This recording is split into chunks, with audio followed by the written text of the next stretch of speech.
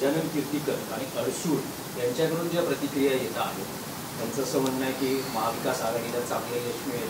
कीर्तीकर म्हणतात की माझ्या मुलाला खासदार बनलेलं मला बघायचं. त्यांच्यातला हळूहळू शिवसैनिक जागा होतोय असं मला वाटतंय.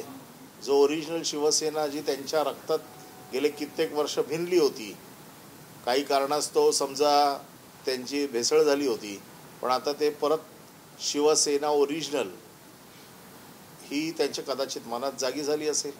त्यांना आता उद्धव साहेबांचे विचार पटत असतील आणि म्हणून हळूहळू हे सगळं होणार आहे.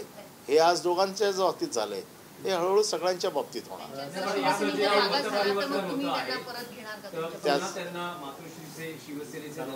या बाबतीमध्ये शिवसेनेचे पक्षप्रमुखांचे सर्वाधिकार आहेत.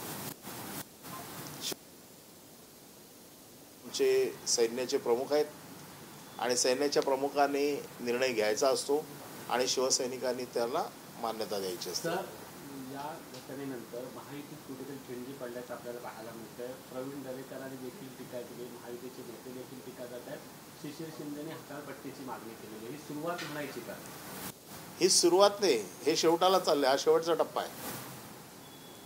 सुरुवात तर खूप अगोदरच झालेली आहे. जेव्हा गेलेत तेव्हापासून झालेत. कारण सगळ्यांना सांगितलं होतं की तुम्हाला उमेदवारी मिळेल. जे जे लोक शिवसेनेतना बंडखोरी करून गेले, गद्दारी करून गेले, या सगळ्यांना सांगितलं होतं की तुम्हाला 13 खासदारांना ते तिकीट मिळवून देऊ शकले नाहीत. आता तर दुसरा फेज येणार आहे विधानसभेचा. या फेजमध्ये तर काय त्यांची होईल मी सांगू शकत नाही, परंतु पहिल्या फेजमध्येच 13 खासदारांना ते सांभाळू शकले नाहीत. 13 खासदारांना ते तिकीट देऊ शकले नाहीत. पंतप्रधानाच्या बहिणीला तिकीट देऊ शकले नाहीत. याच्यापेक्षा अजून काय वाईट होऊ शकतं?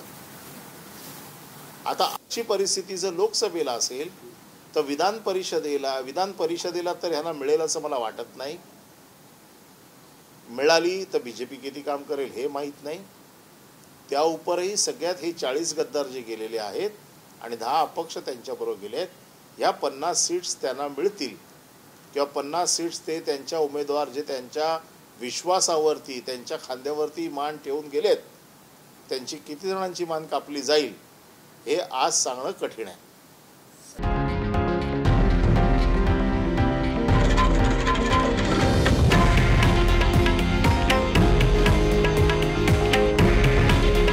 हे आहे देशातील नंबर 1 न्यूज नेटवर्क आणि आपण पाहत आहात TV9 मराठी.